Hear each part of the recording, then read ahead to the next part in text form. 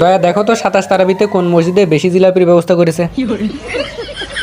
Sir এই যে 15টা মসজিদের লিস্ট, এই মসজিদগুলোতে জিলাপির পরিমাণ বেশি থাকে, আর উপরে যে 5টা মসজিদ আছে এখানে কিন্তু চমচমও দেয়,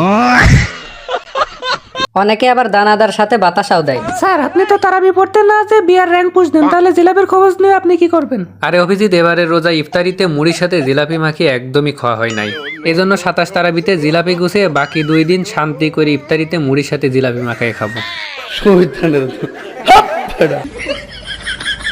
শোনো, 27 তারাবি অর্থাৎ কদর রাতে পোলাপান সব যাবে নামাজ পড়তে, তার মানে কেউ গেম খেলবে না। এই সময়টাতে আমি বিয়ার র্যাঙ্ক পুশ দিয়ে গ্র্যান্ড মাস্টার উঠে যাবো।